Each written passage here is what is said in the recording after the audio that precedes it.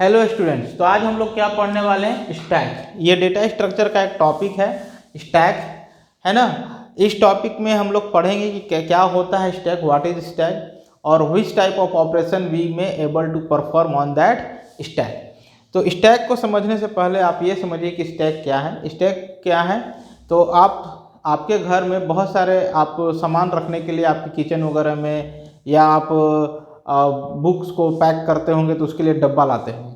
तो वो डब्बा क्या होता है? एक साइड से ओपन होता है, केवल एक साइड से वो क्या होता है?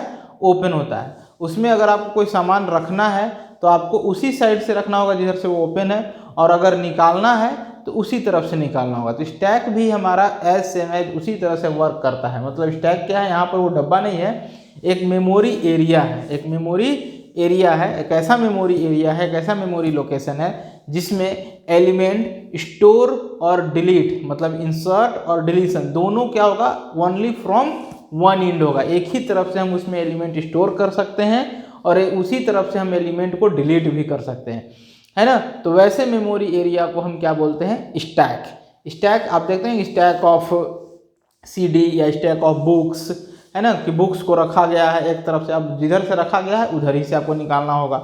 ठीक है, तो ये क्या स्टैक, आपको अगर सिंपल लैंग्वेज में समझे तो ये एक तरह का ऐसा डब्बा है, वन साइडेड ओपन कंटेनर है। वन साइडेड ओपन कंटेनर है। इसमें क्या होगा? आपका जो इंसर्शन होगा, मतलब अगर एलिमेंट इंसर्ट होगा तो इधर ही से इंसर्ट होगा, और अगर डिलीट होगा तो इधर ही से डिलीट होगा जिस तरफ से इंसर्ट हुआ था। मतलब insertion and deletion both are done from the one end. ठीक है, तो स्टैक का डेफिनेशन हम लोग लिख देते हैं। स्टैक क्या है? तो stack is a list of elements, है ना, लिस्ट ऑफ एलिमेंट्स इन विच क्या है? in which an element may be inserted or deleted at one end। ठीक है, क्या होगा? Inserted and deleted eight one and, और उस एंड को क्या कहते हैं? Is called top of the stack. Is called top of the stack. और उस एंड को क्या कहेंगे? जिधर से हमारा इंसर्शन और डिलीशन हो रहा है उसको हम बोलते हैं टॉप ऑफ द स्टैक। तो स्टैक क्या है? स्टैक एक लिस्ट ऑफ एलिमेंट्स होता है जिसमें एलिमेंट को इंसर्ट और डिलीट दोनों एक ही एंड से किया जाता है ना। यानी कि एक ऐसा मेमोरी लोकेशन है, it is a memory location. ठीक है, यह एरे ऑफ मेमोरी क्या है? ये एरे ऑफ मेमोरी है ना, मेमोरी। ठीक है, in which insertion and deletion performed at only one end। insertion and deletion performed at only one end, है ना।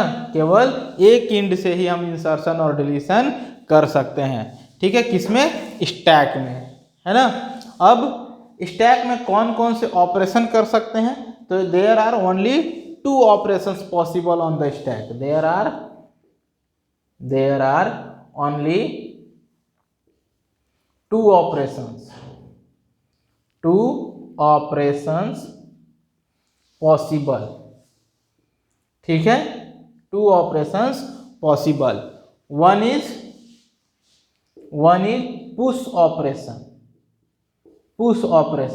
पुश ऑपरेशन मतलब क्या होता है? Insert an element into a stack. Insert an element into a stack. ठीक है, और दूसरा ऑपरेशन होता है पॉप ऑपरेशन। पॉप ऑपरेशन कौन सा ऑपरेशन है? Delete an element from stack.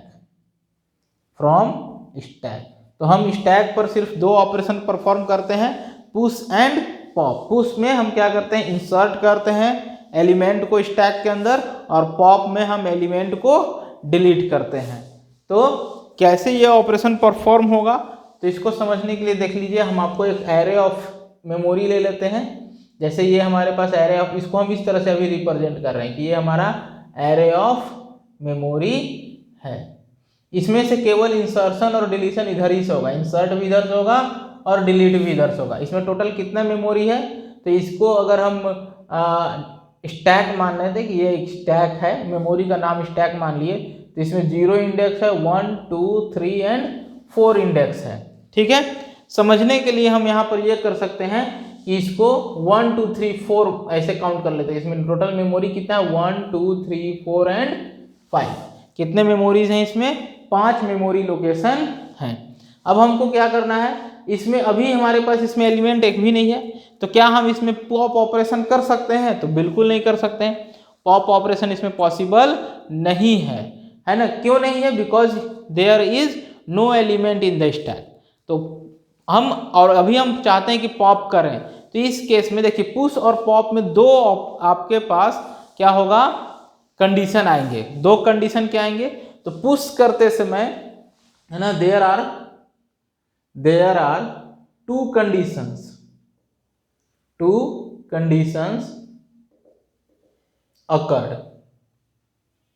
occurred during push and pop operation। ठीक है, कौन आएगा? पहला आएगा आपका ओवरफ्लो। ओवरफ्लो कब आएगा? तो it occurs when occurs at push operation, या it occurs in push operation, है ना? कब ये अकर होगा? पुश ऑपरेशन में। कैसे अकर होगा? ओवरफ्लो क्या होगा? तो आप ओवरफ्लो ये वर्ड, आप इस वर्ड से बिल्कुल यूज कर रहे होंगे डे टू डे लाइफ में। कब यूज करते हैं? जैसे मान लीजिए आप एक बाल्टी में पानी भर रहे हैं, भरते भरते एक समय आता है जब पानी से पूरा बाल्टी भर जाता है, और उसके बाद भी अगर उसमें पानी भर रहे हैं तो वो क्या होता है? ओवरफ्लो होता है। यानी कि वो अब पानी उस बाल्टी में इकट्ठा नहीं हो रहा है, बल्कि उससे बाहर गिर जा रहा है। तो अभी आपसे अगर कोई पूछेगा कितना पानी है, तो आप कितना कहेगा? मेरे पास 1 बाल्टी पानी है, बाकी का पानी वो मेरे पास नहीं है, बिकॉज वो तो बह गया, नाली में चला गया, पता नहीं कहाँ। ठीक है, तो ओवरफ्लो कब अकर होगा? पुश ऑपरेशन में। जब आप एलिमेंट इंसर्ट कर रहे होंगे स्टैक में, तो एक समय ऐसा आएगा जब आप इसके पास स्टैक में मेमोरी नहीं बचेगा, है ना? टोटल उसका कोई साइज होगा मेमोरी का, 10 साइज, 20 साइज, या 20 या 25, 20, 50, 100, 1000, 10,000 की कोई साइज तो होगा ना, एक लिमिट। और उस लिमिट को जब आप क्रॉस कर दीजिएगा, पुश करते करते करते करते एक समय आएगा कि पूरा मेमोरी फुल हो गया, और उसके बाद भी आप पुश करने की कोशिश कीजिएगा उसमें एलिमेंट, यानी कि इंसर्ट करने की कोशिश कीजिएगा, तो उस समय आपका कौन सा कंडीशन अकर होगा? तो ओवरफ्लो का कंडीशन अकर हो जाएगा। तो ओवरफ्लो हमेशा पुश के समय में अकर होगा। कब अकर होगा? तो when we try to insert, या when we try to push मतलब insert, ठीक है, an element into stack which is already filled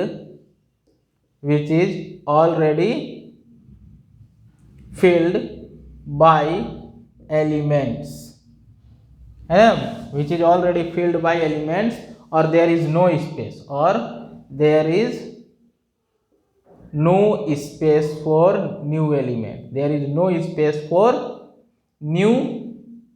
element, then overflow is occurred। समझ में आया?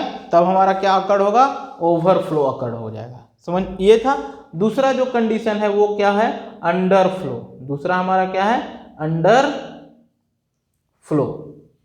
अंडरफ्लो कब होगा?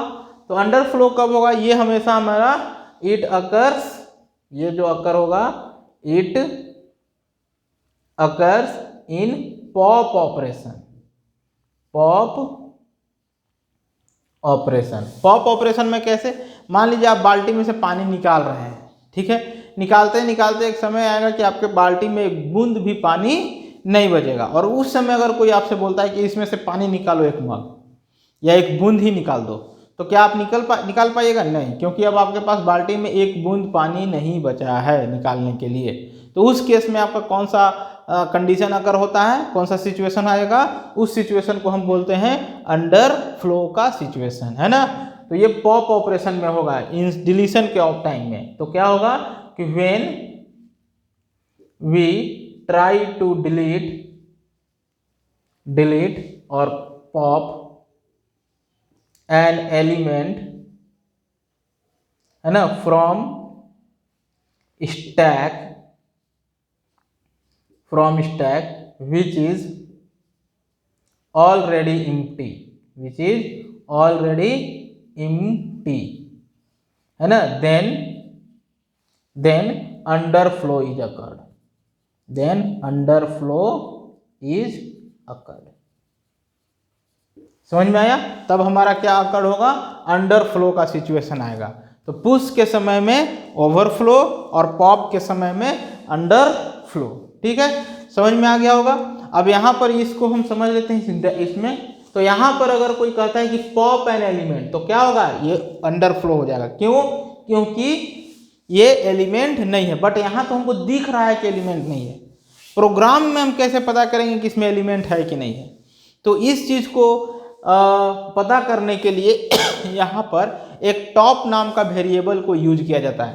टॉप क्या है? तो वो उस इंड को रिप्रेजेंट कर रहा है जहां एलिमेंट स्टोर हो रहा है और जहां से एलिमेंट डिलीट हो रहा है, ठीक है। ये किस इंड को रिप्रेजेंट करता है? टॉप उस इंड को रिप्रेजेंट कर रहा होता है जहां एलिमेंट स्टोर हो रहा है और जहां से एलिमेंट डिलीट हो रहा है, ठीक है। तो इस केस में हमारा टॉप का वैल्यू क्या होगा? तो बिगिनिंग में टॉप का वैल्यू होगा जीरो। यहाँ पर हम 1 से स्टार्ट किए हैं तो 0 होगा, अगर 0 से स्टार्ट करते तो -1। तो अभी अगर हमसे कोई कहता है कि पॉप करो जी, तो हम टॉप के वैल्यू को चेक करेंगे। अगर टॉप का वैल्यू 0 है या -1 है तो उस केस में हमारा क्या हो रहा है, हम क्या प्रिंट कर देंगे, देयर इज एन अंडरफ्लो। क्या है वहाँ पर? अंडरफ्लो है। लेकिन अगर टॉप का वैल्यू 0 नहीं है 1, 2 या 3 है, यानी कि उसमें एलिमेंट है, तो उस केस में हमारा पॉप ऑपरेशन परफॉर्म हो जाएगा। लेकिन अभी हम करते हैं पुश ऑपरेशन। तो हम पहला पुश ऑपरेशन किए, पुश। अब पुश करने के साथ आपको एक एलिमेंट भी देना होगा कि कौन सा एलिमेंट आप पुश करना चाहते हैं। तो हमने दे दिया कि 56। तो ये टॉप को क्या करेंगे, top equal to top plus 1। Simply इसको क्या करना है, top equal to top plus 1। लेकिन पुश करते समय ये जरूर देखना है कि कहीं टॉप का वैल्यू 5 तो नहीं है। अगर टॉप का वैल्यू 5 है, 5 इज द मैक्सिमम रेंज और maximum number of elements stored in stack है ना। तो अगर टॉप का वैल्यू 5 है तो उस केस में हम क्या कर देंगे, प्रिंट कर देंगे ओवरफ्लो। बट यहाँ पर हम देख रहे हैं कि top is equal to 0, top not equal to 5। So हम top equal to top plus 1 करेंगे। क्या करेंगे, top equal to top plus 1। तो टॉप हो जाएगा हमारा, टॉप का वैल्यू हो जाएगा +1 होने के बाद 1 हो जाएगा। तो टॉप हमारा किसको रिप्रेजेंट कर रहा है, फर्स्ट इंडेक्स को, और उस फर्स्ट इंडेक्स पर हम इस पुश कर देंगे, यानी कि स्टैक के टॉप में हम क्या डाल देंगे, 56। तो ये 56 इसमें स्टोर हो जाएगा। फिर नेक्स्ट कहा कि पुश 23। फिर से हम टॉप को चेक करेंगे, टॉप इज इक्वल टू 5। तो नो, अगर टॉप इक्वल टू 5 है तो प्रिंट क्या होगा, ओवरफ्लो। तो फिर से अगर यहाँ नहीं है तो फिर से सेम ऑपरेशन, इसमें फिर +1 होगा, ये हो जाएगा 2, यानी कि अब ये इस इंडेक्स को रिप्रेजेंट करेगा और हम स्टैक के टॉप में, है ना, इस 23 को डाल देंगे। तो यहाँ 23 हो जाएगा। एज सेम एज हमने फिर क्या किया, पुश ऑपरेशन। फिर से हमने क्या कर दिया, पुश ऑपरेशन, ठीक है। तो पुश के साथ आपको एलिमेंट भी देना है। तो एलिमेंट हमने दे दिया 12। फिर से हमारा टॉप नॉट इक्वल टू 5 है, तो फिर से हम क्या करेंगे, टॉप +1, यानी कि 2 + 1 इज इक्वल टू 3, ठीक है। तो थर्ड पर चला जाएगा, ये टॉप अब यहाँ से हटकर इस लोकेशन पर आ जाएगा। और हम उस लोकेशन पर क्या करेंगे, स्टैक के टॉप में हम वो 12 को पुश कर देंगे, तो ये 12 यहाँ स्टोर हो जाएगा। नेक्स्ट अगेन पुश हम क्या करेंगे 15, तो ये 15 हमारा कहाँ पुश होगा, तो अभी भी टॉप नॉट इक्वल टू 5 है, तो इसमें +1 करके इसको 4 कर देंगे 4 पर, यानी कि टॉप यहाँ आ जाएगा। और इसमें हम क्या कर देंगे, स्टैक के टॉप में हम क्या डाल देंगे, ये 15 को, यानी कि ये 15 यहाँ स्टोर हो जाएगा। ठीक है। नेक्स्ट अगर फिर से पुश ऑपरेशन परफॉर्म हुआ तो पुश 91, फिर देखेंगे top is equal to not 5, तो हम क्या करेंगे, इसको +1 करेंगे, ये हो जाएगा 5, यानी कि टॉप अब इसको छोड़कर इसको रिप्रेजेंट कर रहा है। तो हम यहाँ पर स्टैक के टॉप में हम क्या डाल देंगे 91, तो यहाँ हो जाएगा 91। ठीक है, समझ में आया। देन फिर कहेगा कि पुश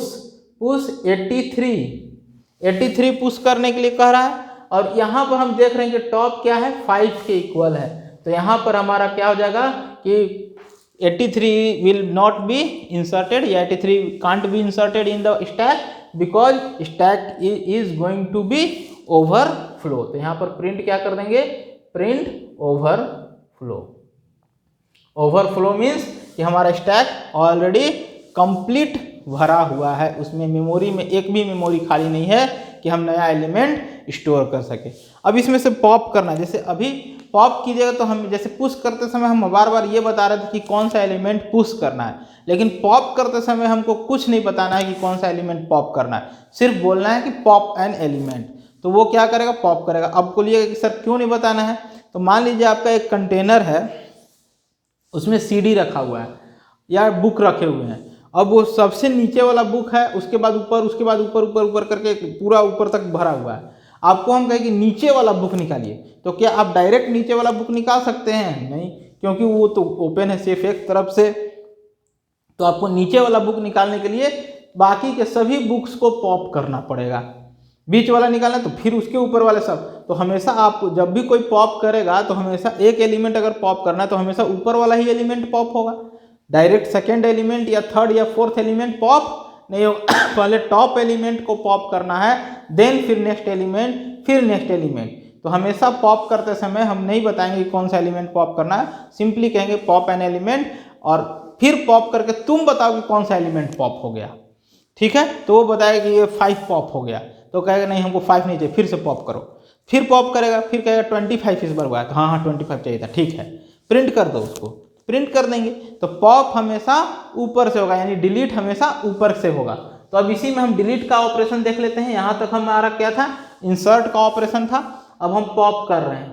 तो पॉप कर रहे हैं क्योंकि अब पुश होगा नहीं, पॉप किए, तो पॉप करने पर हमको क्या करना है, स्टैक के टॉप से एक आइटम निकाल के एक आइटम नाम के वेरिएबल में रख लेना है। तो स्टैक का टॉप, तो स्टैक का टॉप कहने का मतलब अभी टॉप किसको रिप्रेजेंट करा, 5th इंडेक्स को, तो कौन सा एलिमेंट निकल के आ जाएगा हमारे पास 91, किस में, आइटम में। अब इसको बाद हमको क्या करना है, टॉप को एक माइनस कर देना है कि भाई एक पहला एलिमेंट निकल चुका, तुम नीचे जाओ।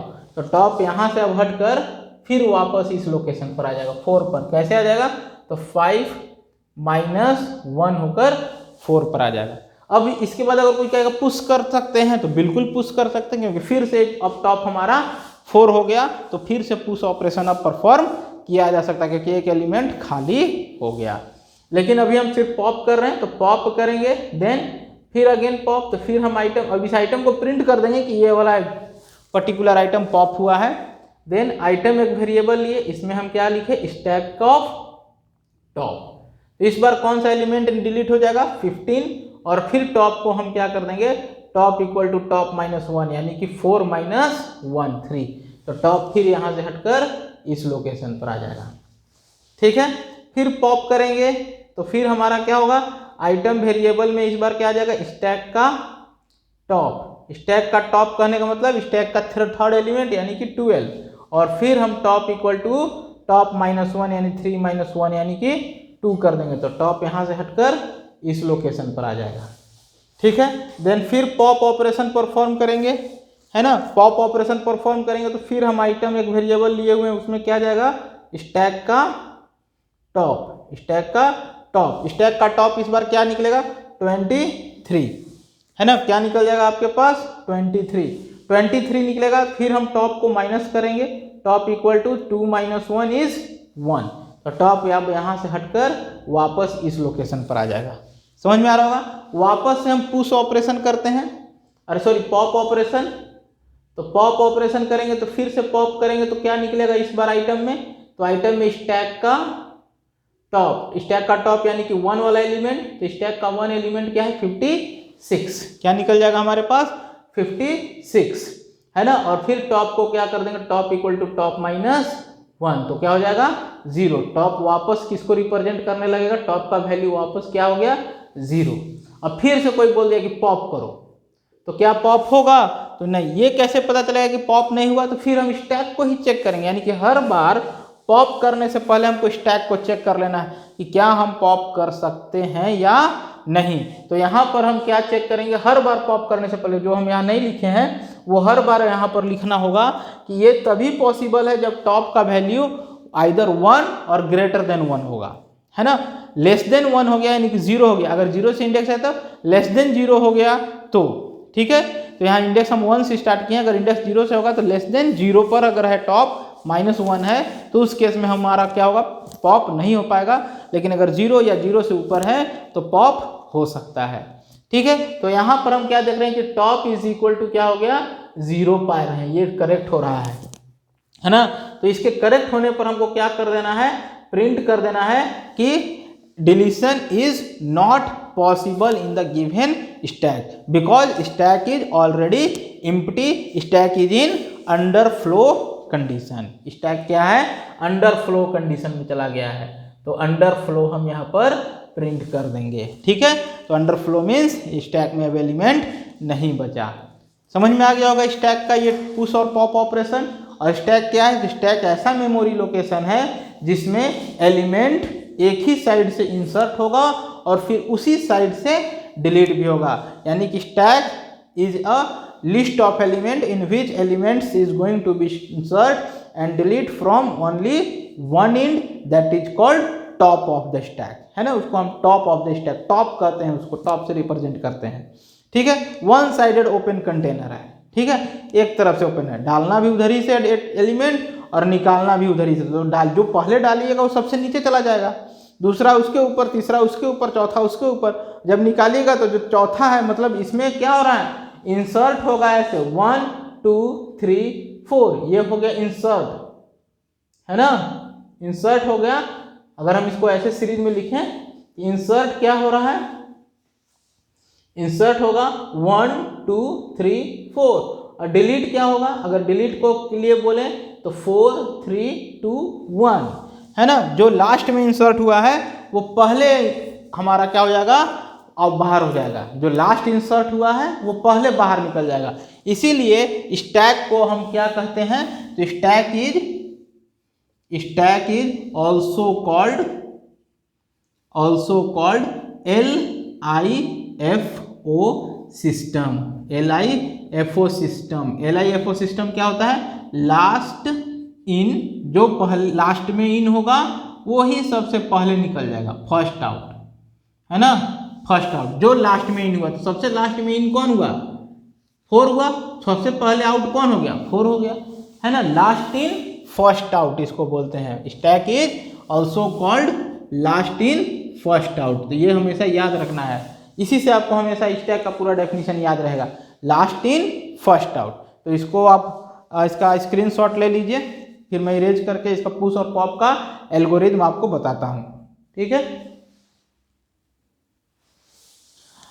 हाँ, तो ये रहा आपके सामने एल्गोरिथम, किस चीज़ का, तो स्टैक का पुश ऑपरेशन और पॉप ऑपरेशन। इधर हमारा पुश ऑपरेशन का एल्गोरिथम है और इधर आपका पॉप ऑपरेशन का एल्गोरिथम है। आप इसको, इस वीडियो को पॉज करके आप इसका स्क्रीनशॉट ले सकते हैं, ठीक है। और मैं आपको समझा दे रहा हूँ दोनों कैसे कैसे वर्क करेगा। तो देखिए, सबसे पहले ये पुश ऑपरेशन को ध्यान से देखिए। पुश ऑपरेशन में आपके पास क्या क्या होना चाहिए, एल्गोरिथम है, मतलब सिर्फ मेन जो कॉन्सेप्ट है उसके बारे में यहाँ पर स्टेप बाय स्टेप नोटेशन में लिखा हुआ है। अब क्या क्या होना चाहिए आपके पास, स्टैक होना चाहिए, एक टॉप होना चाहिए, टॉप जहाँ पर एलिमेंट इंसर्ट होगा। Then max stack, max of stack मतलब स्टैक का मैक्सिमम वैल्यू क्या है, कहाँ तक हम उसमें डेटा को इंसर्ट कर सकते हैं, वो हमारे पास होना चाहिए, मतलब उसमें टोटल 5 एलिमेंट स्टोर होगा कि 10 होगा कि 20 होगा, वो हमारे पास होना चाहिए। और आइटम जो इंसर्ट करना है, तो यहाँ पर लिखा हो this algorithm pushes an item, जो आइटम है उसको पुश करना है on to a stack, stack में पुश करना है। क्या होगा तो, लेकिन पुश करने से पहले किसी भी आइटम को स्टैक में इंसर्ट करने से पहले सबसे पहला वर्क क्या होता है, ये चेक करना कि क्या उस स्टैक में स्पेस है भी या नहीं है। अगर स्पेस ही नहीं है तो वो जो नया आइटम मिला वो आप उसमें पुश नहीं कर पाइएगा। तो इसलिए सबसे पहले ये चेक किया गया है स्टेप 1 में, स्टैक ऑलरेडी फिल्ड, क्या स्टैक ऑलरेडी फिल्ड है, क्वेश्चन मार्क है। तो वो कैसे पता चलेगा, तो अगर टॉप का वैल्यू मैक्स ऑफ स्टैक, मतलब मैक्स ऑफ स्टैक क्या वेरिएबल क्या रखे हुए हैं, स्टैक का मैक्सिमम वैल्यू, कि स्टैक में 5 वैल्यू स्टोर हो सकता है, 10 वैल्यू स्टोर हो सकता है, उस चीज को रखे हुए हैं। तो टॉप अगर मैक्स ऑफ स्टैक के इक्वल है तो उस केस में हमको ओवरफ्लो प्रिंट कर देना है और बाहर कर देना है, मतलब अब आगे का कोई प्रोग्राम एग्जीक्यूट नहीं करना, कोई स्टेप फॉलो नहीं करना है, सिंपली ओवरफ्लो प्रिंट करके एग्जिट, बाहर निकल जाना है। ठीक है, अब अगर मान लीजिए ये ओवर मैक्स ऑफ स्टैक नहीं है, तब उस केस में तो ये देन प्रिंट ओवरफ्लो और एग्जिट वाला काम होगा नहीं, ये फॉल्स हो जाएगा। तो फॉल्स हो जाएगा तो सेकेंड स्टेप में आएगा। सेकेंड स्टेप में क्या चेक करेगा, अब सेकेंड स्टेप में आने का मतलब कि स्टैक में अभी एलिमेंट रखने के लिए जगह है, अभी उसमें पूरा स्पेस भर नहीं गया, स्टैक में मेमोरी में अभी स्पेस है। तो वो हम क्या करते तो फिर टॉप को एक इंक्रीमेंट करते थे, जैसे ये हमारा स्टैक है या इसमें कुछ एलिमेंट्स हैं, जैसे यहाँ 23 है, यहाँ 41 है, तो टॉप यहाँ पर होगा। और मैक्स ऑफ स्टैक क्या क्या होगा, तो यहाँ पर 1 2 3 4 5, तो मैक्स ऑफ स्टैक किसको रिप्रेजेंट कर रहा होगा, है ना।